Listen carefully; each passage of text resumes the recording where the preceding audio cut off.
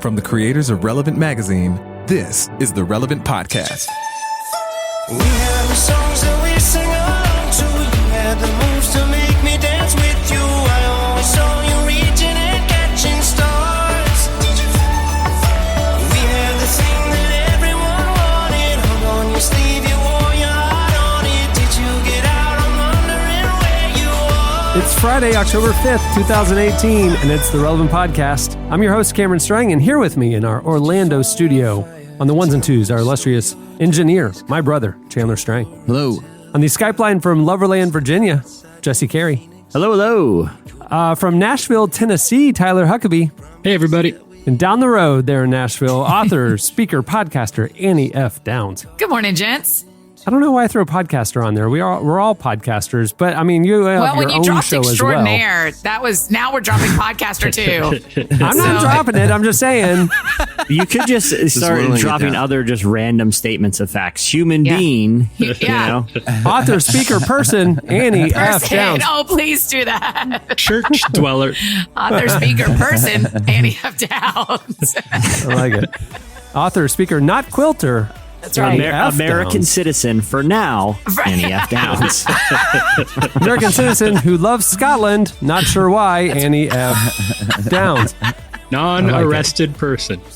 Oh, as far as y'all know. Hey, coming up, we have a great show in store for you today. Coming up later, For King and Country, join us. Their new album, Burn the Ships, drops today, and we have an incredible in-studio performance for you. It is, I got to say this. We've had a lot of fantastic bands come through over the years. For King and Country came through at a level that I've never experienced. Okay, they rolled 30 people deep, and that is not an exaggeration. They also, I mean, just in the studio, they had, I mean, Chandler, how many tracks? I mean, 15 people in there recording? Yeah, we were maxed out for sure. We had to buy a new board after they recorded because we thought we can't handle For King and Country anymore. I mean, that's so impressive. And on top of that, we thought, oh no, anybody who rolls deep like that, anybody who's got that many requirements, they're going to be prima donnas. Yeah. You know, we were like, oh no, this is going to be tough. This is going to be one for the books. Guess what? Nicest people ever. Yeah, it was the opposite. Easiest to work with. So chill. So fun. We had a great time. But was their Australian accent legitimate? That's always the question. I never saw them crack the armor.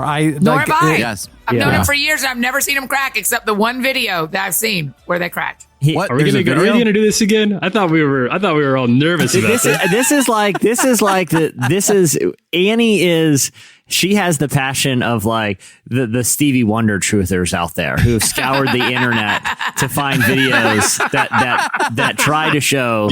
That's Count literally me among them. That's my hottest take that I've got. Stevie Wonder can see. Literally the exact comparison that's correct Hey, here. I've seen a video of him catching a mic stand in the middle of a performance. Really? That's my most fervently held conspiracy theory belief is that Stevie Wonder can see. But his other senses are heightened, and he could feel the air current moving around with the pole flying. Bo Bonnie Jones, who's the leader of this, he's like the flat Earth leader of the Stevie Wonder truthers, right? He's the Kyrie Irving. How do you know his name? Yeah, right. He says that he has a friend who works at like Best Buy and sells TVs, and Stevie Wonder came in there and was insistent on like the 4K.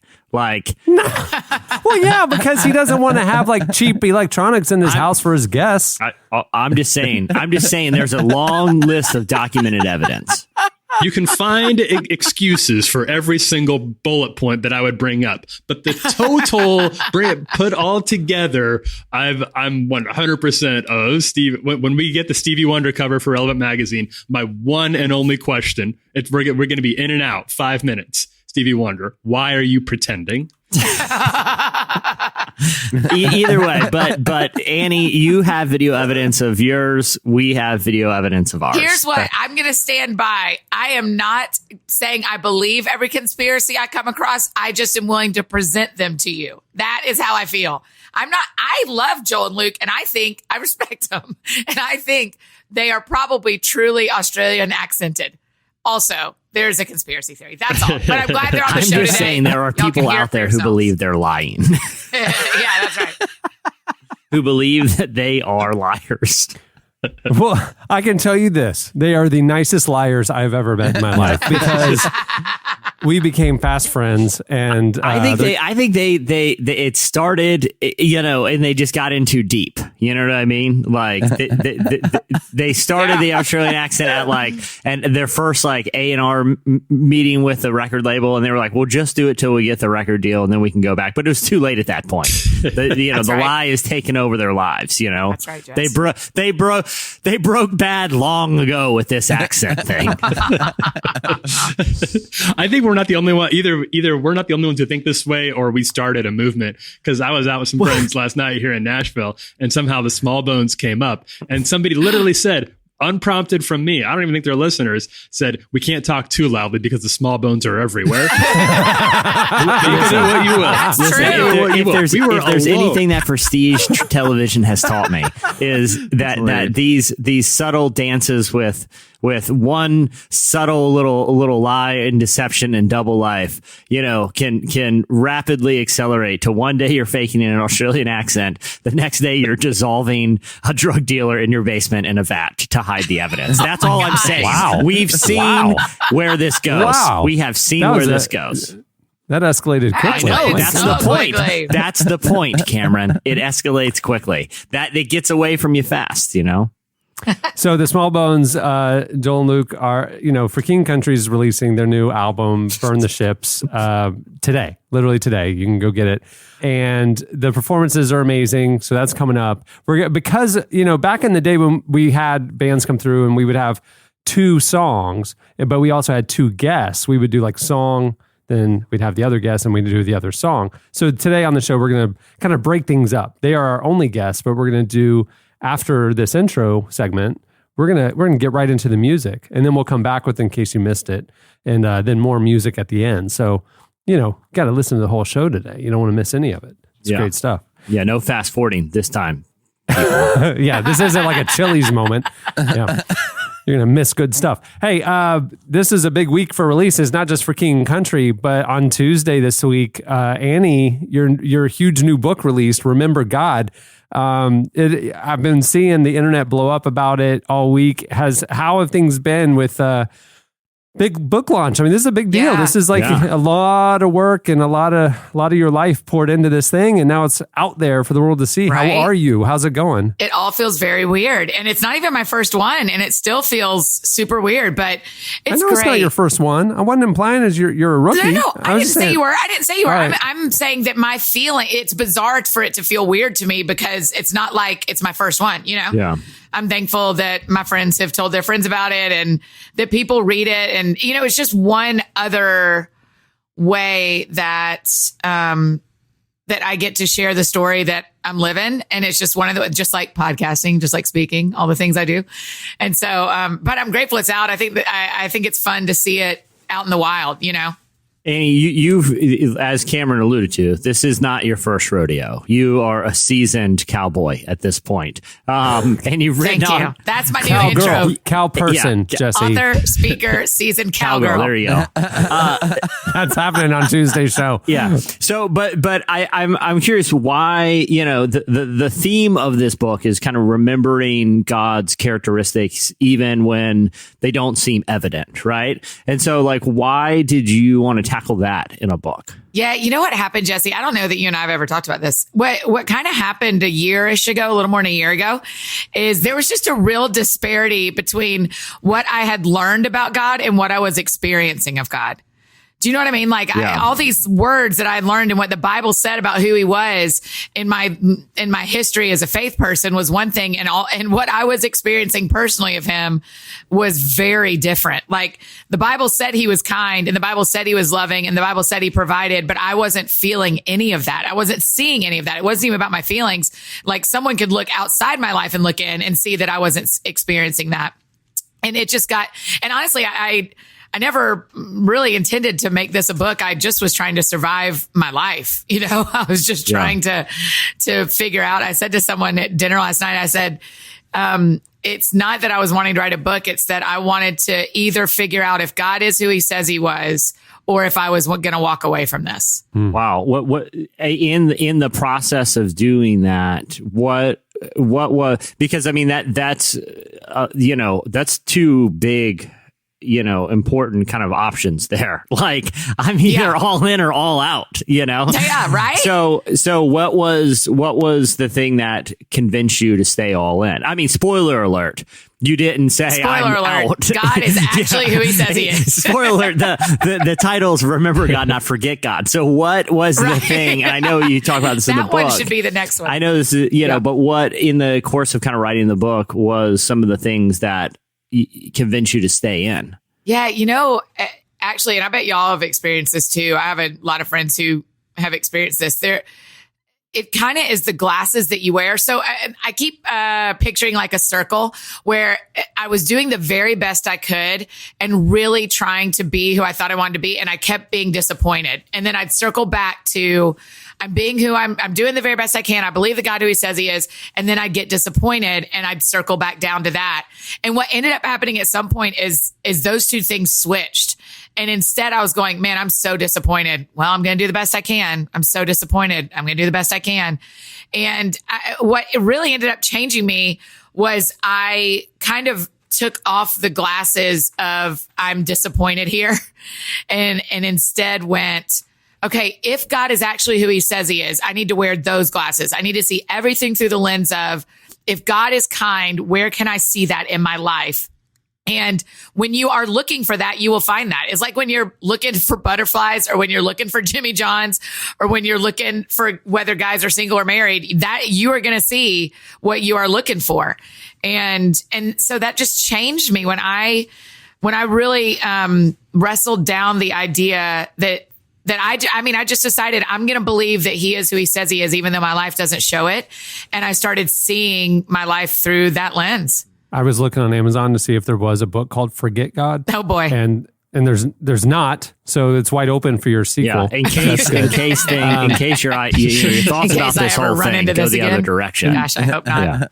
Right. Two, there is a book called Let's Not Forget God by Cardinal Angelo Scola, which is essentially Remember God. Yeah, right? yeah. I mean, let's not forget God. Just I like your brevity of words. I think you're a much better writer for the more concise title there. Yeah, I did. Just a little clunky, a little roundabout there. Yeah, I just like the idea of, y'all know me really well. As much as I talk, I like the idea of a book title that was just 2 words with no subtitle. I just liked, let's just say it. Remember God. That's the trick. How do you do this well? How do you believe that God is who he says he is? You just remember him. Remember him for who he really says he is, and he will show up like that in your life, I think. I always ask this because, the book writing, how long do you take from when you conceive of a book, like the idea, to when it's written? Like how long is the process? Okay, so this is the truth, is that I write fast, but I don't write well. Like my first draft isn't very great. But like this how so? Is it riddled with like typos, grammar issues, profanity? Like what's wrong with the first one? all of those things. Sci-fi just like my twist. life. It's always I make She some gets into parts some of it. weird theories about accents. Yeah. No, it just has a lot. So Jesse, I went to England and Scotland for New Year's last year. And I came home and my agent and I had already scheduled to go to California. I was speaking at an event out there and she was coming out and we were going to outline the next book. But I didn't know what it was going to be.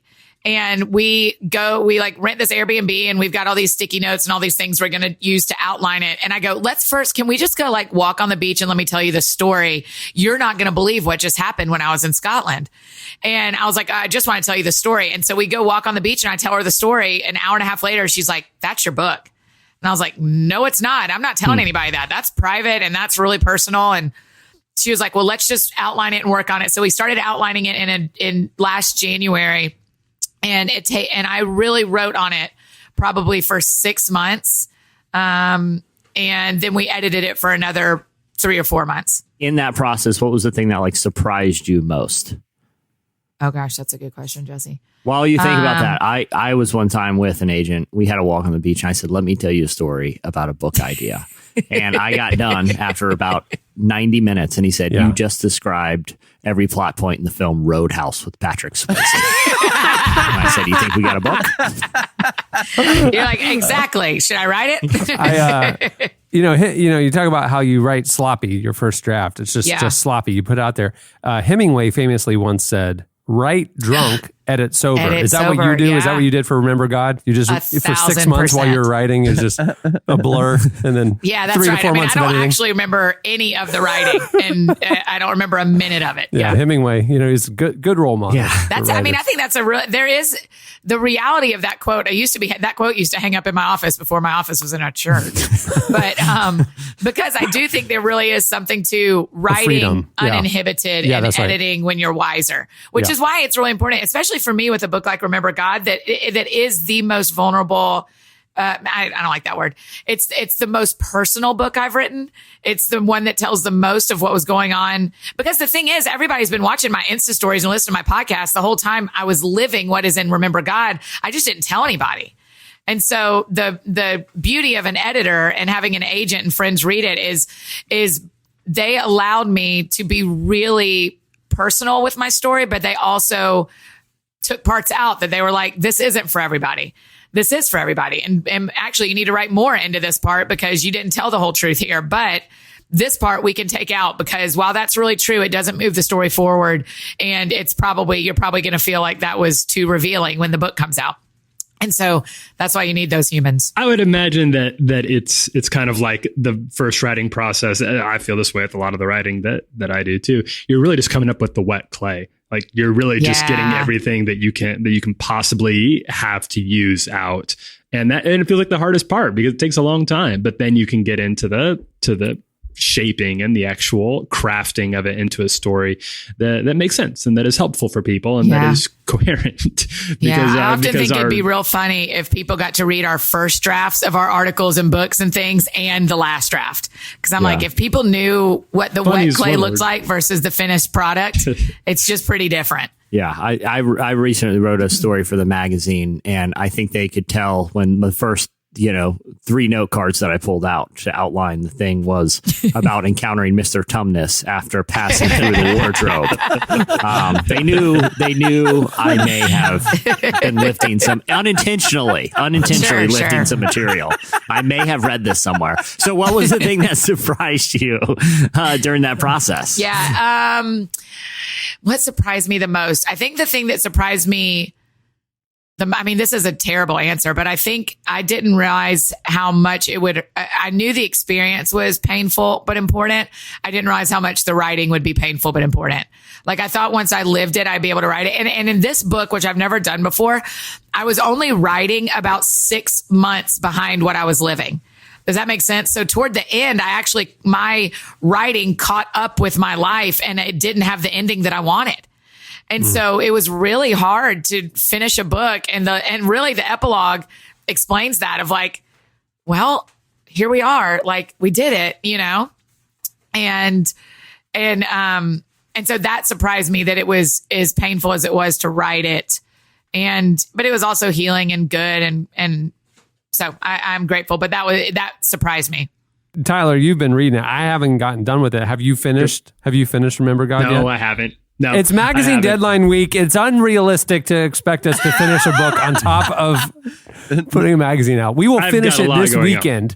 Everyone, I'm not offended. Y'all I am. It is totally fine. I'm offended with myself. I wanted to have it read before opening day. I think you'll really like the ending. The ending, this is one of those that it's worth pushing to the ending because what God did in the end is so extraordinary that I will never recover from it, really. What was the reaction from the people who have finished it? I know that obviously like it's just releasing out into the world this week out in the wild, but you've had editors and agents and family and different people reading it. What's the reaction been? And the fun part was that the people who pre-ordered it got the audiobook. Yeah. So, 6,000 people listened to it before it was even out, Yeah. It has been really fun, Jess, because people feel like someone, a lot of the kind of the thing a lot of people say to me, men and women both have said to me is like, while my situation may not look the same, I totally have felt some of those things that you felt. And I didn't know how to say it. I didn't know what words to put to it. And so that feels like such a gift to be a part of that in people's lives, that you are able to put something into words that makes people feel seen and understood. And so that's been the most fun, is the response of people going, whether they are in my life place or not, whether they're just like me or not, they feel like they have words for some of the things they've experienced with God. Yeah. Yeah, that's powerful. Don't you feel like sometimes the more personal you are, like the more specific the details are to your own life, to your own story, the more universal the finished product ends up being in kind of a weird way? I didn't know that was going to be true, but yeah, I didn't realize that. But yeah, I think so. It's really interesting. I didn't predict that. I think people identify with the vulnerability, like even if the details of the story aren't the same, the, kind of rawness of those, questioning God is very relatable, Yeah. Yeah. And I think because my personality is, Annie is very Annie, people are surprised when there's sadness in this story. And people are surprised when there is things they don't know because they think they know everything from Insta story and from podcasts and from, and so they're surprised when, if that loud, silly woman can really have to wrestle with depression and wrestle with sadness and figure out if God's really who he says he is, then maybe it's okay if I wrestle with that too. Absolutely. Yeah, that's powerful. Well, it's a huge achievement, Annie, and we're all really proud of you. Thank you. I appreciate it. And I'm now grateful. we're happy that you're sober again after all of Who said that? after all that writing. Well, I'm already working on the next book. Who said I'm ever sober? Forget God isn't going to write itself. Annie, I'm working on my next one. And again, this is, a lot of vulnerable details from my own personal life, like the time I found out I was twin brothers with Arnold Schwarzenegger and Danny DeVito. It's an original tale that's never been told. And I can't wait for triplets to be out into the world. I was about to say, what's it going to be called? Do y'all ever think about writing books, Cameron and Jesse and Tower? Do y'all ever consider writing books? No, I've been approached by publishers over the years. There's two things on my reasoning. One, I don't know. I feel like if I was to write, it'd be a lot about my journey and with Relevant and different things that the Lord's taught and shaped me along the way. And I just I feel like at what point am I ready to kind of stop and tell the story? It's I feel like I'm very midstream on it still. And then you look up and it's been 18 years. So it's well, maybe I'm not, but I've always never felt like it was the point to stop and do it. And two, just capacity. I'd rather pour all my creative energy and whatever the message God's birthing in me into what we're creating every day at Relevant and shaping that and kind of that being the outlet. And I just don't feel like there's been a need for me to write a book. And so I always tell the publishers, thank you, but not now, I don't know, maybe one day. It's just not on my radar at all. What about you guys? You guys both have kind of thrown some noodles on the wall in the book. Well, I've had, and Annie, I think I've talked to you about this a little bit, maybe, but I've had not a lot, but a couple publishers have approached me over the years to ask, and I've told them that I have a novel that I've been working on, and it's like you turn on the light and all the cockroaches got like, oh, well, good luck with that. And they're just immediately gone, which is fine. I know that's not like the Christian publishing industry doesn't have a huge market, especially for novels that don't involve women in corsets, gingham dresses on the cover, which is not what my novel is probably going to involve very much of. So I hope to get into this one day, but I'll be starting pretty fresh with it. But yeah, I'm working on one, still working on one. Me and my wife both are. It's a pretty typical evening around here. Yeah, we're both of us on the couch trying to make it. Well, she's getting her master's degree. She's getting in literature. She's you guys can't see her, but she's dancing across from me right now. She hears me talking about her, but yeah, she's like a real writer, unlike me. She's like an actual novelist. I was dabbling in a really personal story. Oh gosh, about this guy I used to work for, actually, who in a very untimely way, unexpectedly passed sadly, but we had planned a big party at a weekend house that he owned. Yeah. And we remember that concept. We brought his corpse. We put sunglasses on. Before I knew you were talking about Bernie, I thought you were telling a terrible story about Cameron. I was like, geez. No, If I recall, there's only two people you've worked for post college, and that's Cameron Strang and Pat Robertson. So, no, I too have dabbled years ago and decided it wasn't for me at the time. Mainly because I cribbed all of the plot points from 80s comedies, but yeah, but yeah, a lot of my creative energy these days is really wrapped in stuff that we do kind of day to day. There you go. Hey, like I said, we're going to shake up the format. Stay tuned. Up next, you will hear For King and Country in the Relevant Studio. You say that you love me. I wanna know if you got love for me. I wanna know if you got love for me. I wanna know if you got love for me. You say that you miss me. I wanna know if you got love for me. I wanna know if you got love for me. I wanna know if you got love for me.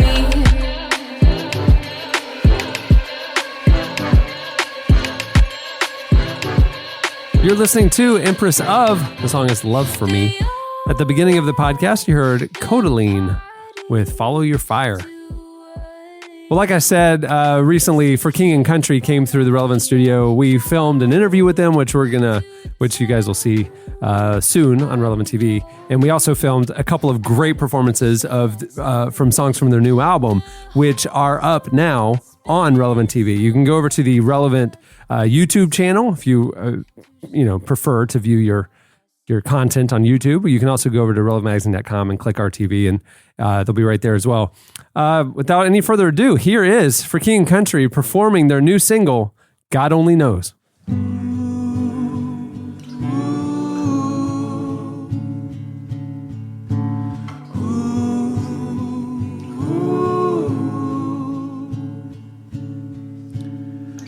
Wide awake while the world is sound asleep, and too afraid of what might show up while you're dreaming. Nobody sees you. Nobody will believe it. Every day you try to pick up all the pieces, all the memories, they somehow never leave you. Nobody sees you. Nobody will believe it. God only knows what you've been through. God only knows what they say about you. God only knows how it's killing you. But there's a kind of love that God only knows. God only knows what you've been through. God only knows what they say about you. God only knows the real you. There's a kind of love that God only knows. There's a kind of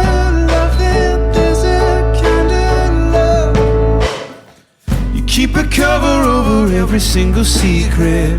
So afraid if someone saw them they would leave. Somebody sees you. Somebody will never leave you. God only knows what you've been through. God only knows what they say about you. God only knows how it's killing you. But there's a kind of love that God only knows. God only knows what you've been through. God only knows what they say about you. God only knows the real you. But there's a kind of love that God only knows. There's a kind of love that there's a kind of love. There's a kind of love.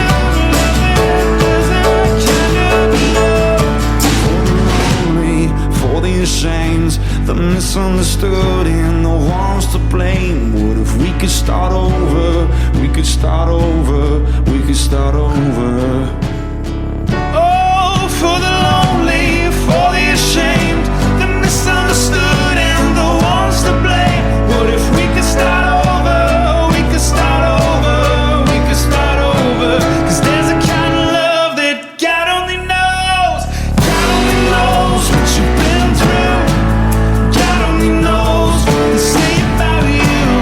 God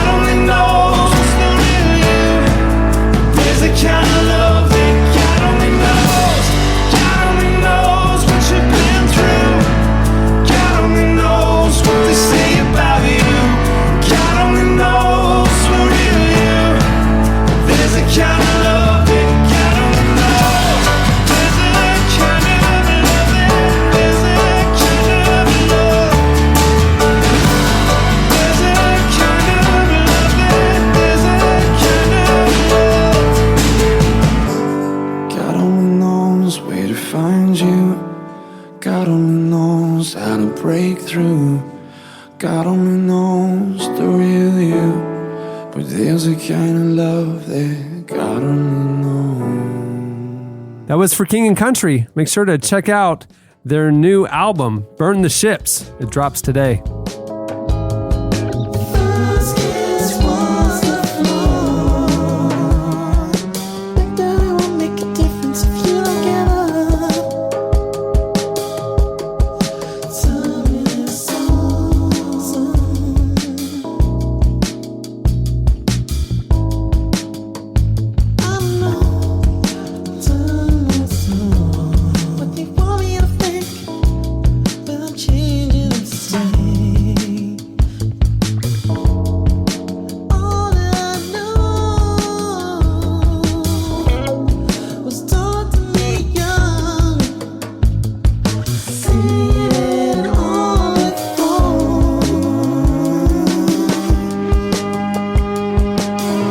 Listening to Blood Orange. The song is Orlando.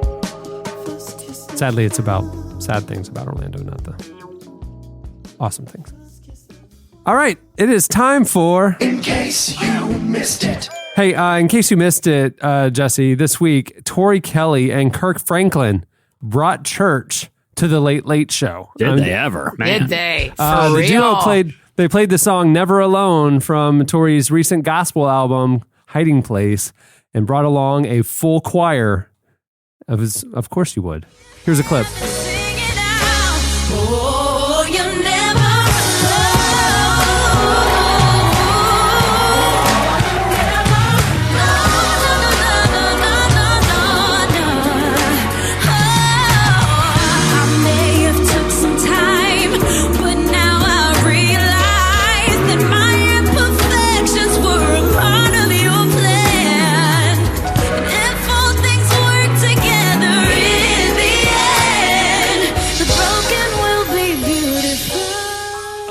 That was straight up. It straight up was like church on late night. It wasn't just like, hey, this is like a cool spiritually adjacent song with a choir. It was like, no, this is like a straight up worship gospel song on the Late Late Show. It's very cool. I also like that Tori Kelly is just like coming forward with her faith music. Yeah. I mean, she's just not playing.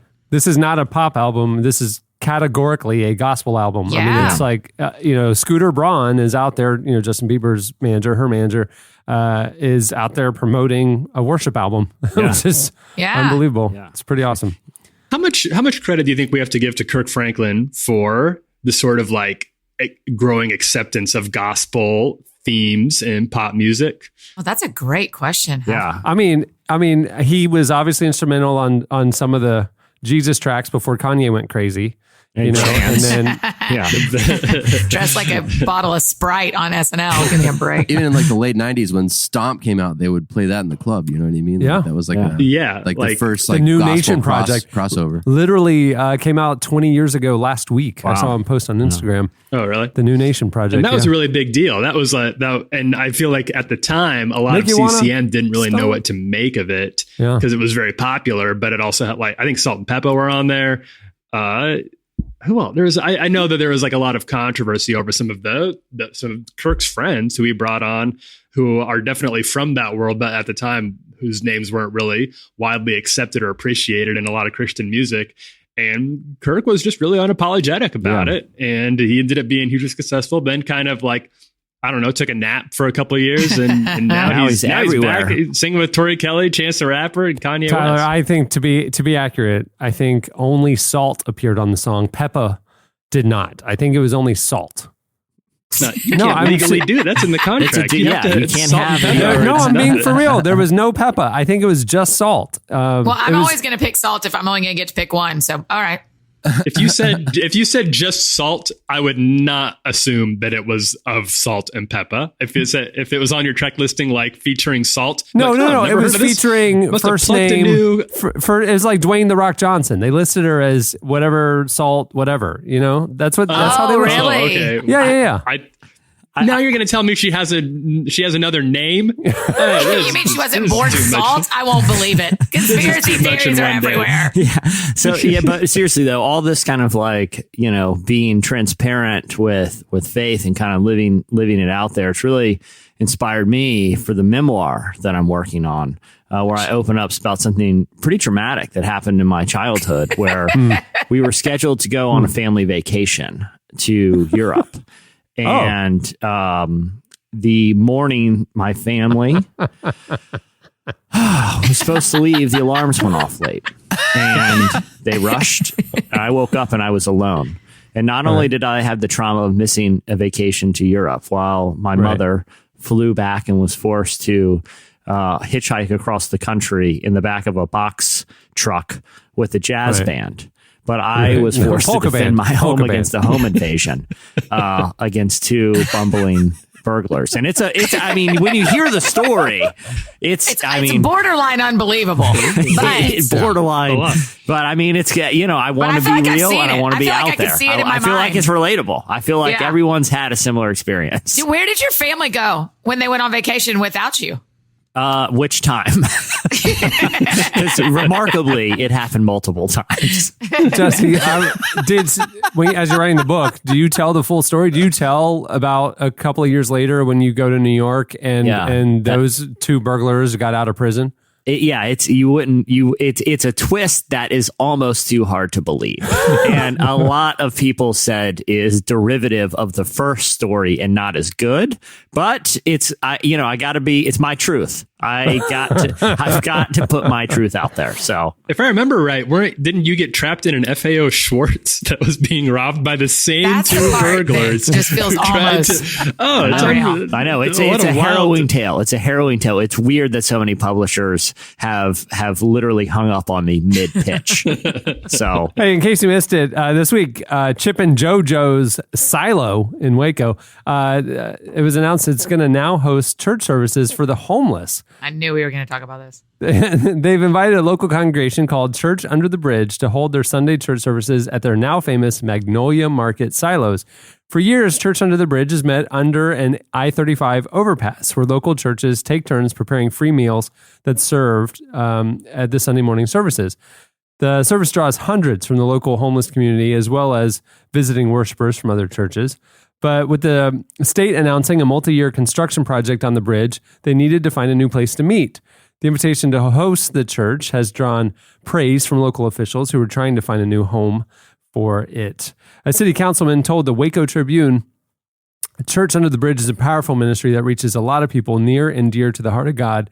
This is the perfect location for it to flourish during the Interstate 35 project. There you go. I'll say this. Everyone in Waco seems like they have a heart of gold. Like every time I watch the show, serious. I was reading about this. You had quotes from like the mayor. You had quotes from city council. You had, Chip and Joe in the past, and everyone in Waco seems like the best people ever. And not only that, you can find the best house or the worst house in the best neighborhood for really cheap. It's like $80 for a house there. Exactly. It's basically a big Mayberry is the impression I get of Waco. A giant. I don't even know that it's a big Mayberry. I think it's just a Mayberry. Well, no, it has like Baylor there. So, I mean, at least, it's a major university. Mayberry. Did Mayberry not have a college? No, Mayberry was off the main road. I don't know. Mayberry had one municipal building, and that had a jail cell. Just a tiny jail. It was one municipal building that was a police station and a tiny jail cell for people who had been, let me try to say this delicately, their writing session had run a little long. They needed to dry out for a while. They really played up the humor of alcoholism in that jail cell. For all the good qualities of the Andy Griffith Show, they did play a crippling alcoholism as a good joke. Like, just put him in the jail cell and let's make fun of him while he says absurd things. And I'm not here to disparage the good people of Mayberry, but do you get the impression that maybe higher education wasn't a huge priority in that city? Because outside of Andy, I feel like after him, the general intellectual milieu really takes a nosedive. That's true.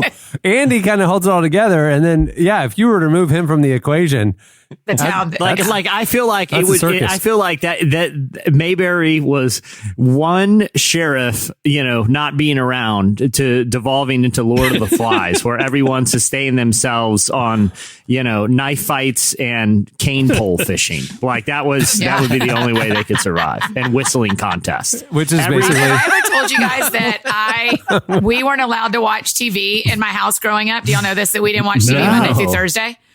Yeah, there was no TV except when Dad got home from work, he wanted to watch the Andy Griffith Show. So I have seen every episode A lot of Andy. because it was the only TV show I was allowed to watch Monday through Thursday in my household growing up. We got to watch one episode after work, but before dinner. It's a very wholesome show. I learned a lot about lots of fishing positive family poles. values. other than the crippling alcoholism thing, it still holds up. There's the crippling alcoholism. I watch it still. I mean, I'll throw it on. It's It pleasant. worked in my life. I've written a lot of books about it, around it, thanks to it. The alcoholism. I still get a kick. Like whenever I stop and think about that being little Ron Howard, my mind is just exploded anew. Right? What a wonderful universe! Like just an incredible life that we I'm all always live. more surprised about the Happy Days Ron Howard than I am the Andy Griffith Ron He Howard. really The has Happy had Days quite the Ron Howard. career. That's a lot the of Ron weird one Howards to to blow me. your mind. Yeah. I mean, think about that. I mean, honestly, what other person has been involved in as much influential, like entertainment culture content, shaping television series. right? And movies. And I mean, Ron It's Howard ama- directed a Star Wars movie. Like he's been everywhere. His thumbprints Yeah. are all over the entirety of American pop culture. I think about like Steve Kerr sometimes, Cameron, about how he was like on the best Bulls team, the best Spurs team, and now was on the Magic for a year. coaches the best Wizards team, and like Warriors teams. And it's like, who else could have this this career that spans all these different teams and all these different roles? But I feel like Ron Howard occupies that for TV and movies. Like he's literally, since he was, how old is he when he plays Opie? Like 6? Right. Yeah. So little. yeah, maybe. Yeah, the early ones, he's really little. I mean, probably in the heyday, he's 7, 8, 9. But I mean, he started out really young, and then transitioned to Happy Days, and then shockingly transitioned to being a very good director and filmmaker, Right. Yeah. and then creating incredibly influential. I mean, you could make a case that there hasn't been a more influential entertainment.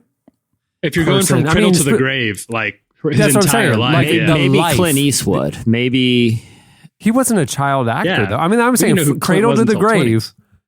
And been more involved in more eras, right? Because you had the innocent 60s, you had the influential, the 70s with Happy Days, and then he took a little gap for 10 years and became a creator, and then you got him 80s, 90s, and I mean, that's crazy. Think about Let's that. not forget about his Arrested Development work. Oh, of that course. That'd be half sure. the show without Ron Howard's voice work on it. Oh, Yeah. 100%. Yeah, that's true. And producing it, yeah.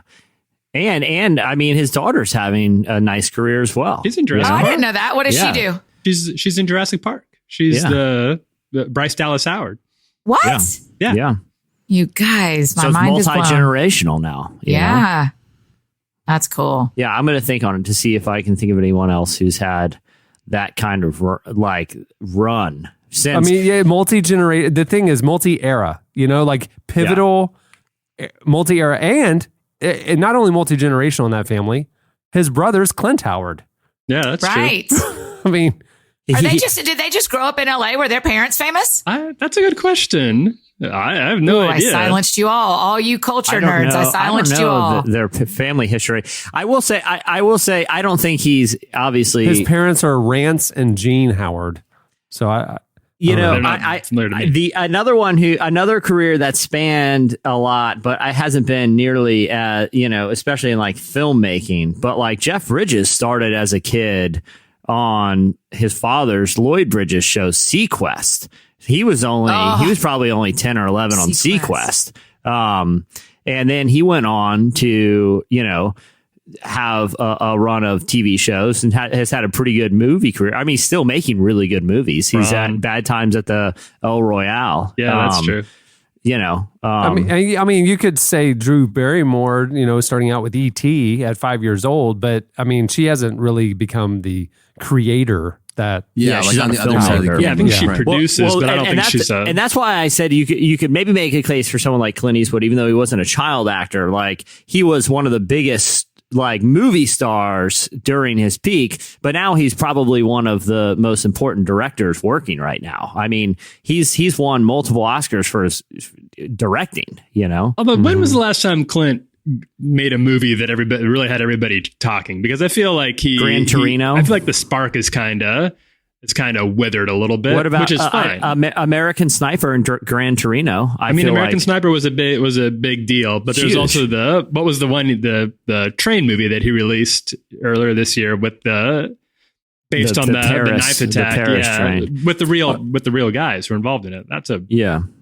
That was kind of an odd movie because it was like semi-scripted. Yeah. It was So like here's some hybrid. Here's some child actors that are still relevant. Okay. Fred Savage. He produces. He produces Always Sunny. And I feel like we need another 30 years on Fred Savage to determine if he is going to equal up with Ron Howard. Ron Howard. Yeah. Leonardo DiCaprio. Yes, please. Sure.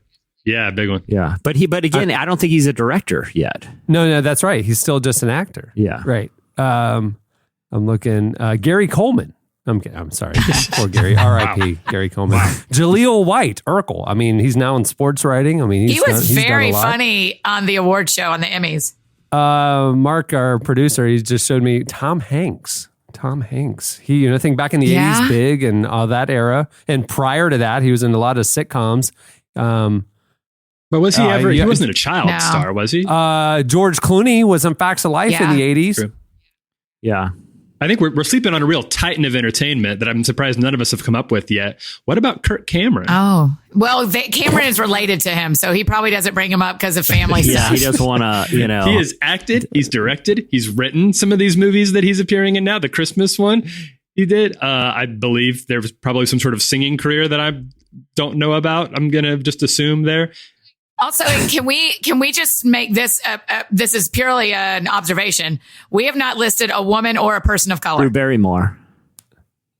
Oh, you did say Drew Barrymore. I was like, it is fast, and I'm not talking about y'all. I'm thinking I can't think of any either. I wonder if that's just the era of the 60s and 70s, and the opportunity for women. I wonder if in 40 years we'll have child actors from the 90s and the early 2000s who have done what Ron Howard has done now, that are from all sorts of different ethnic backgrounds and both genders and all that kind of stuff. I was reading about this recently, just how much, I don't think this is a surprise to anybody, how much of Hollywood is nepotism, which means that you need a front door. You need somebody who can get you in the front door. And a lot of times, because so many of the really old gatekeepers there, the legacy producers, casting directors, are white men that just continues to breed as for its reputation as a real liberal enclave. Hollywood still is very, very conservative in a lot of ways, particularly when it comes to things like to things like that. So I do think you're going to start seeing. I think you're right. I think it'll start diversifying. I think that having somebody like Will Smith and Jada, their kids are starting to become more influential within that. Okay, sphere. Will Smith, he would be one that I would think. I think so too. Could go the Ron Howard direction. And just from like just from filmmaking standpoint, I was listening to discussion about the career of Spike Lee. He released Black Klansman this year. He's been making really good and important movies for like over 30 years, like a 3-decade run of, being able to do critically acclaimed movies that are still relevant and still getting funny is really, really impressive. And if we're talking Spike Lee and Will Smith, I mean, their influence spanned outside of just television and film. I mean, Spike Lee, obviously, with marketing. Will Smith is probably a great one. Yeah, Spike Lee with, culture shaping through marketing and obviously the Jordan stuff in the 80s with Mars Blackman. And, so he's been influential on culture shaping. Will Smith, obviously, multimedia stuff. So I would say actually Will Smith might be getting in that trajectory of Ron Howard influence. I think so too. Yeah. If you're talking about 90s guys or people who may kind of turn that direction, Kenan Thompson, I mean, it's tough to say he's not on that track. I mean, Kenan could go a lot of directions right now. If Kenan's post SNL career ends up being something pretty special, and it really could be, then he's definitely part of that. Shia LaBeouf, Joaquin Phoenix. I mean, and even Meryl Streep has. I mean, her first movie I think was like in the late 70s, and she's still like A-list of A-list, like that's a really impressive run. I mean, she's arguably one of those, important, influential people in Hollywood, It'll be cool to see if this, if A Star Is Born takes Gaga's career in that sort of direction too. Like if she can prove to be a multi-hyphenate, like singer, songwriter, also actor, then she could be. And it's Bradley Cooper's directorial debut. It might be a turning point for Bradley Cooper on the music and directorial side. I mean, we could be looking at Bradley Cooper, Oscar-winning director, by the end of the year. I mean, that'd be pretty wild. he said that he kind of looks at Clint Eastwood as sort of like a career role model of someone who transitioned from kind of being Clint Eastwood would probably be in our list, to a leading man to director, Yeah. Speaking of culture shaping comebacks, in case you missed it, Avril Lavigne released a very worshipful comeback song this week. Pop singer stepped away from music for a while as she battled Lyme disease. But last week, she released a new song called Head Above Water from an upcoming album, which was written while she was suffering from the disease. She describes being at a low point and turning to prayer. She said, "I prayed, God, please help to keep my head above the water." In that moment, the songwriting of this album began. It was like I tapped into something. It was a very spiritual experience. Lyrics flooded through me from that point on. Here's a clip of Head Above Water. God, keep my head above water, don't let me drown. It gets harder, I'll meet you there at the altar as I fall down to my knees. Don't let me drown. There you go. Lyme disease, famously being spread by ticks.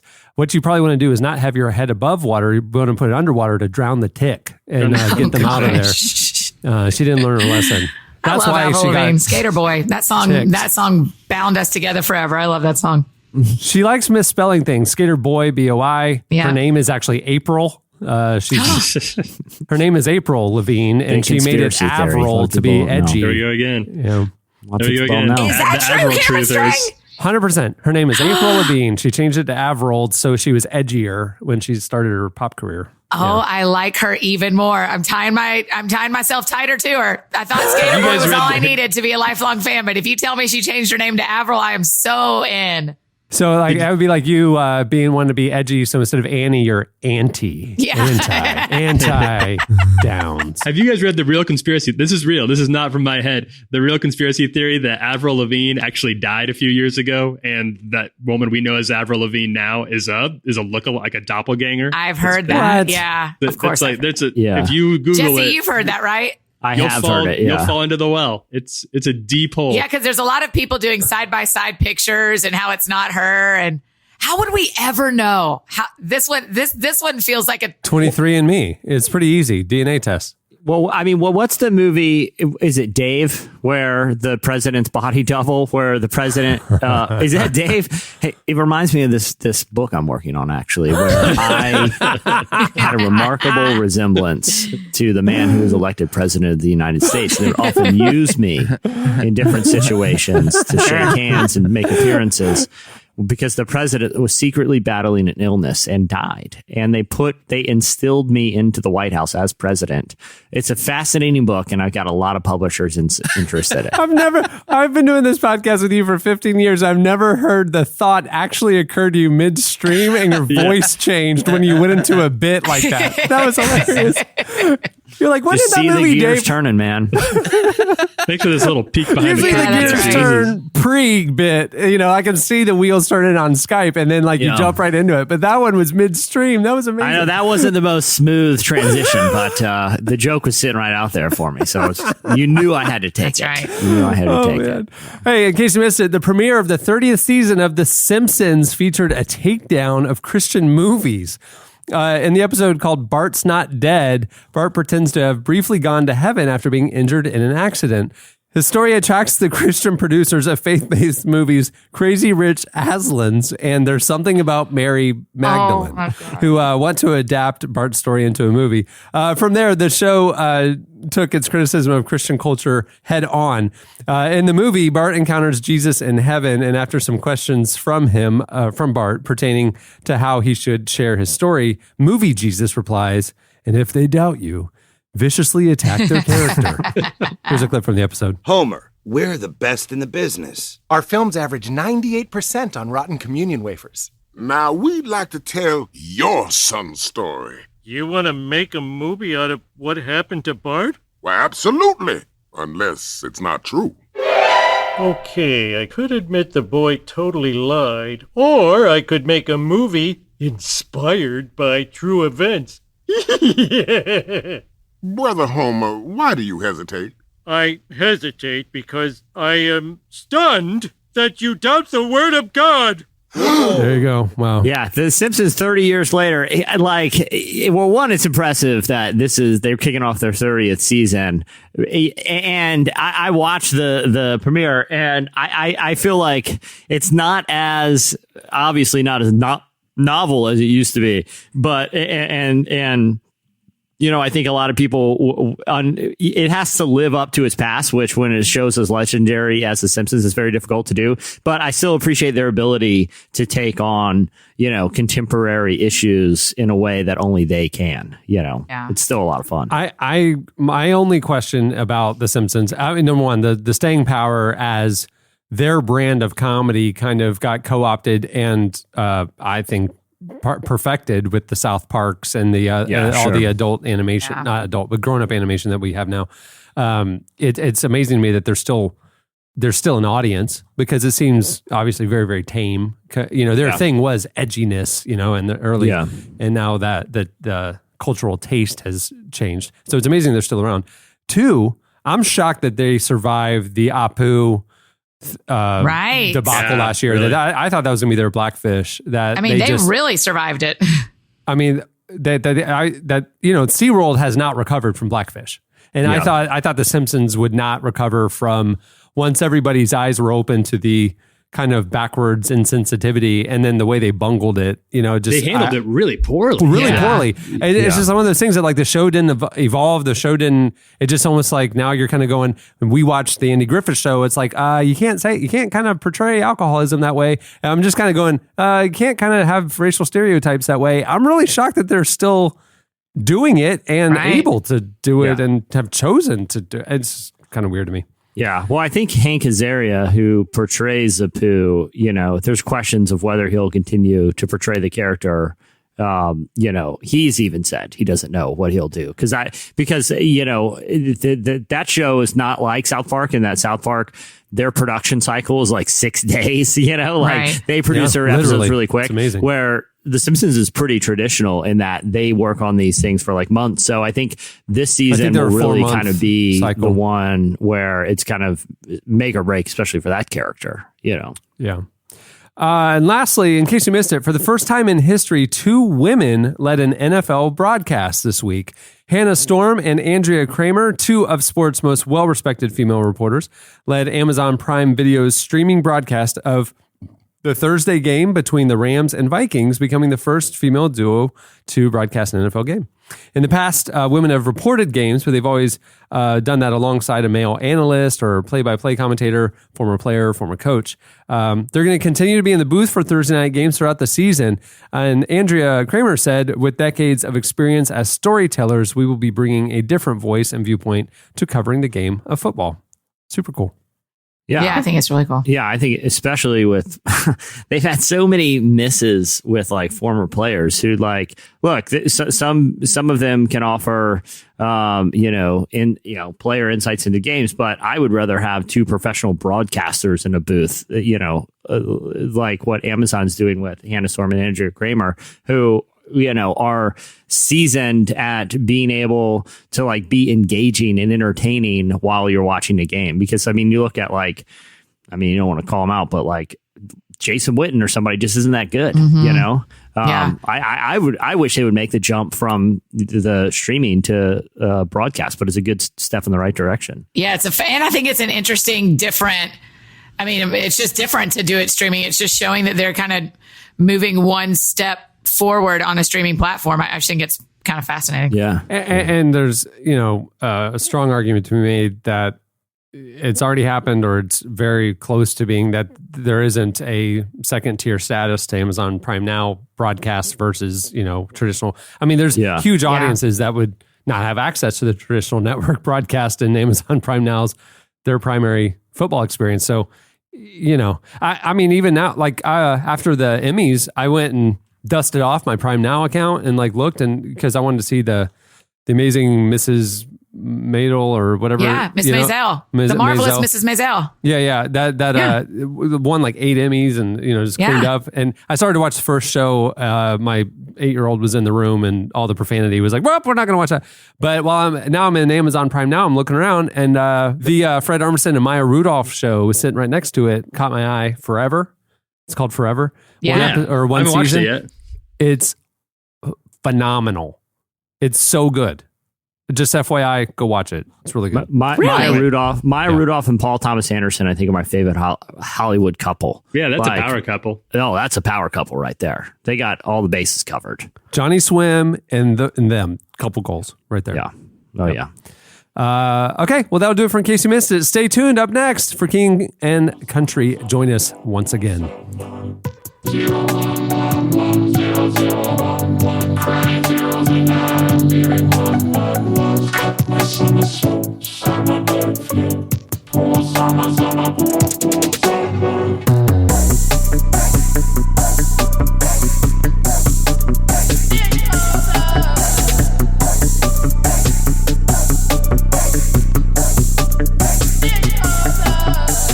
You're listening to Alt J featuring Pusha T. The song is In Cold Blood.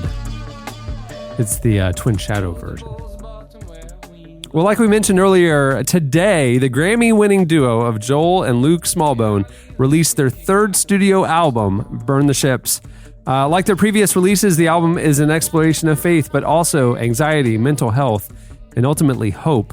They talked to us about all that in an interview, which we were doing kind of just normal Q&A, fun little banter, kind of quick stuff for video. And then at the very end, like it took a turn when we were talking about the new album, and it is a gripping and vulnerable thing. I can't wait for you guys to hear that. Maybe we'll do it on the podcast here in a couple weeks, but the video interview we did with them about this album, it's really great.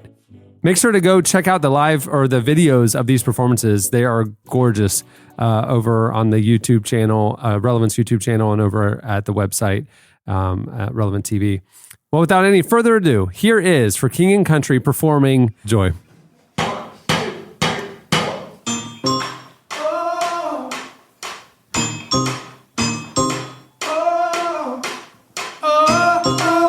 Lately I've been reading, watching the nightly news. Don't seem to find the rhythm, just wanna sing the blues. Feels like a song that never stops. Feels like it's never gonna. Gotta get that fire back in my bones before my heart turns into stone. So somebody please pass the megaphone. I'll shout it on the count of 3. 1, 2, 3. Oh, you're my prayer tonight. I'm singing to the sky. Give me strength to raise my voice. Let me testify. Oh, you're my prayer tonight. 'Cause this is do or die. The time has come to make a choice, and I choose. Let it move. Let it move. Let it move. Yeah, I choose joy. Let it move. Let it move. Let it move. Yeah, back when I was younger, my eyes were full of life. But now that I am older, I live at the speed of light. Feels like the cycle never stops. Feels like it's never gonna. Gotta get that fire back in my bones before my heart turns into stone. So somebody please pass the megaphone. I'll shout it on the count of 3. 1, 2, 3. Oh, you're my prayer tonight. I'm singing to the sky. Give me strength to raise my voice. Let me testify. Oh, you're my prayer tonight. 'Cause this is do or die. The time has come to make a choice, and I choose joy. Let it move.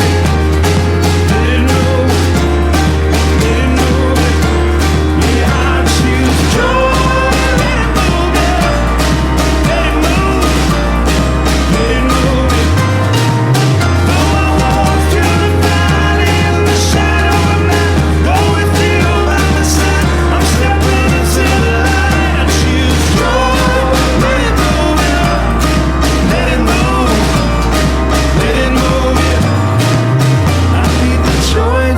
joy, joy down in my heart. Down in my heart to stay. I need the joy, joy, joy, joy down in my heart. Down in my heart to stay. Yeah.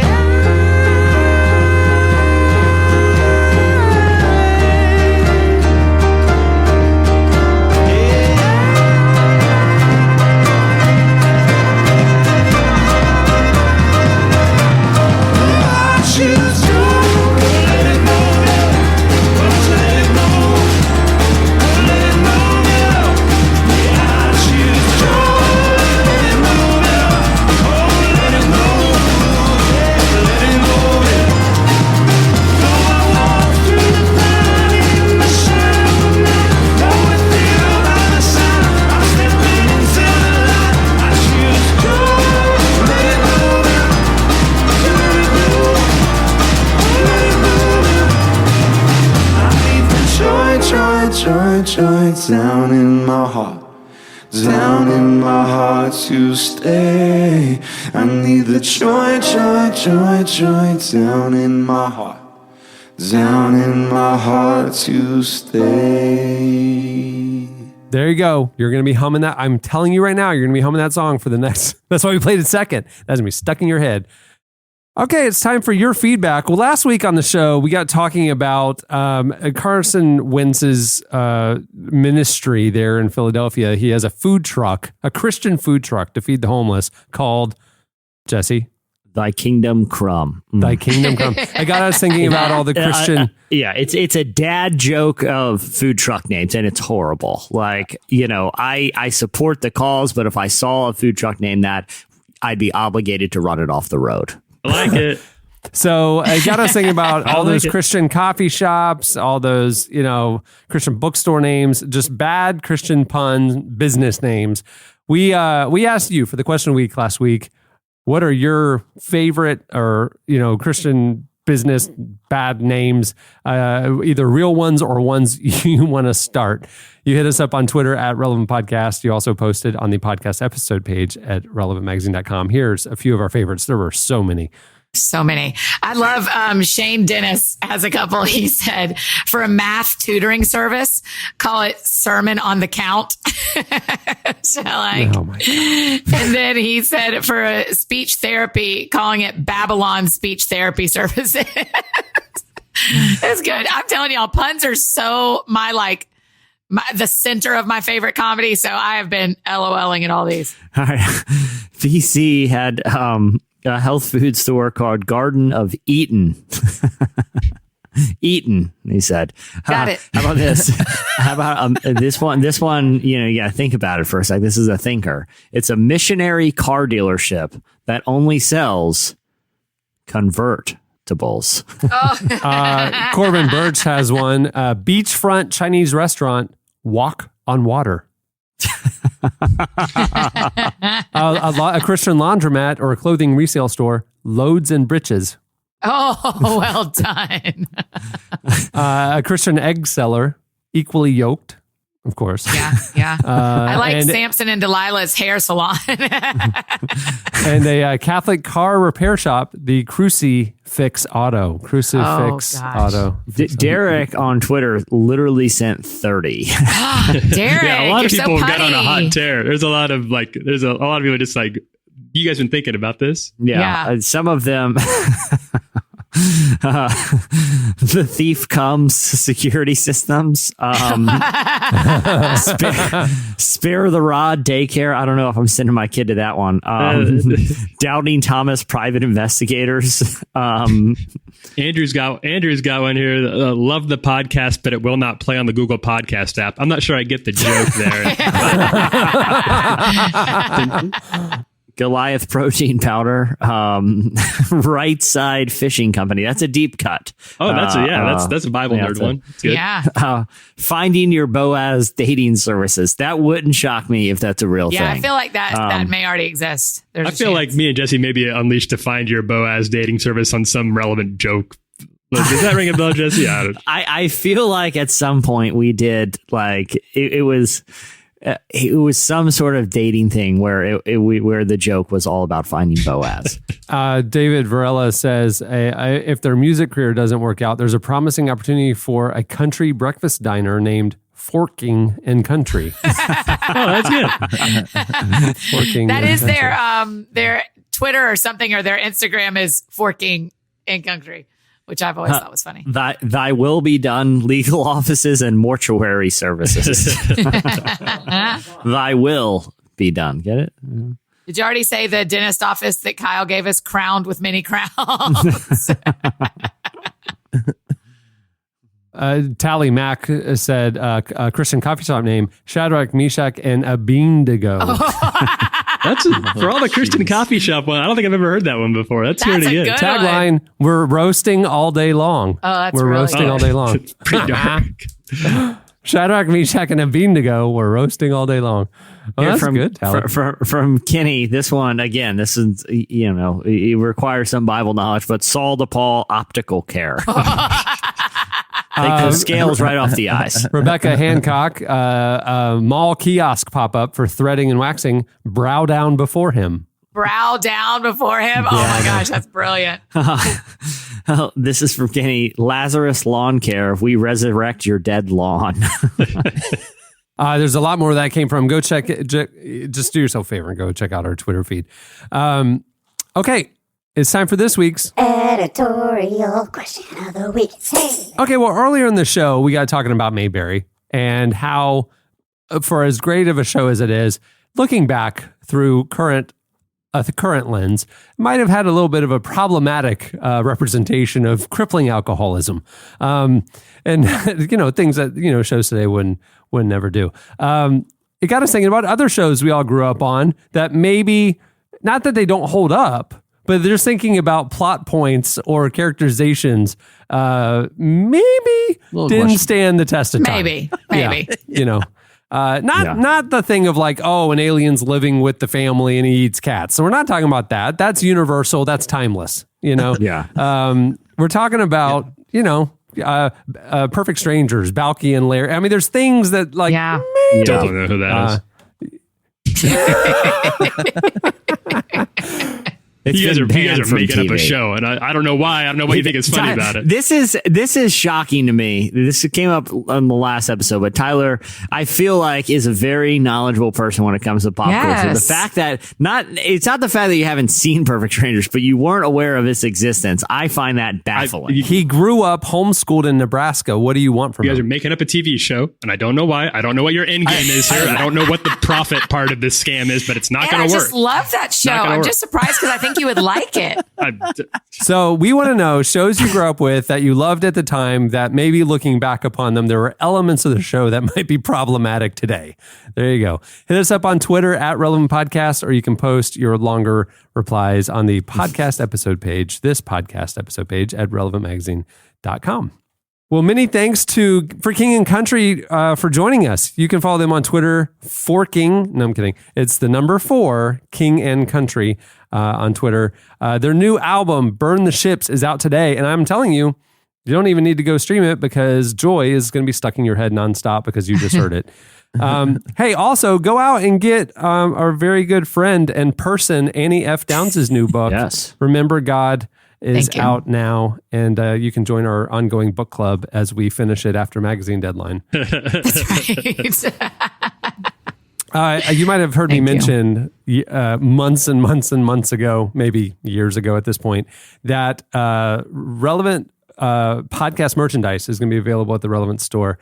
And many of you have gone looking for it and then would tweet us just incredulously, where is it? We had other things going on, but here's the deal. The store is launching. Oh, yes. I didn't even know that. That's great news. We have three elements of things at good old Relevant store. One of them is obviously all of the media we make, our magazines, back in the day, our old books, they're all there. There's a newsstand section to the store. There's also kind of statement apparel section, things that aren't like promoting Relevant at all. They're just statements of cause or things that we believe in and we stand for and whatever, and you might too. So check that out. We'll be continually putting new designs up there. And then there's a podcast fan section as well. So some inside joke stuff, some show gear and swag will all be there as well. We want to know what products you want to see stoking the podcast fan section. Are there key phrases from the show? Like famously, we used to use the tagline that somebody posted on Twitter. I don't know, like they were listening. Oh, it was a review on iTunes actually. And they rated the show and their review was simply, "I don't know what's happening, but I like it." And we loved that. And we started putting it on mugs and stuff.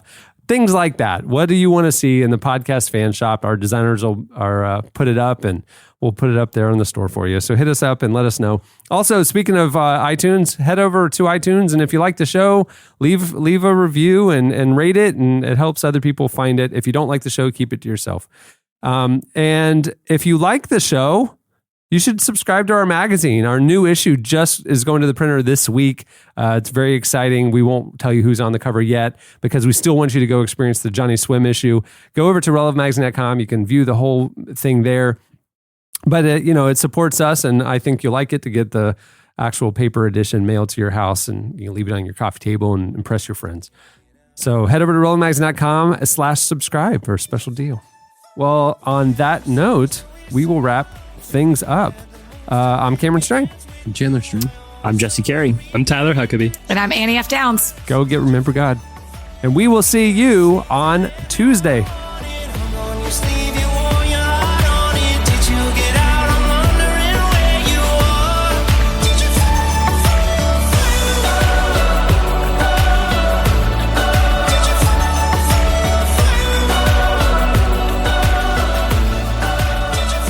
Thank you for listening to the Relevant Podcast.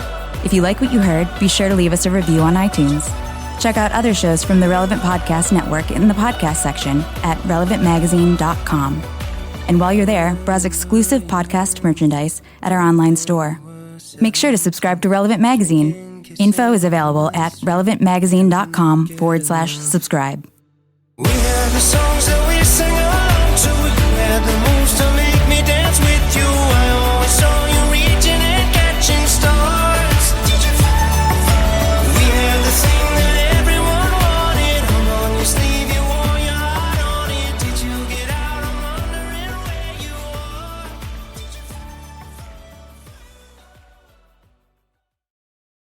are. Like the time I found out I was twin brothers with Arnold Schwarzenegger and Danny DeVito. Relevant Podcast Network.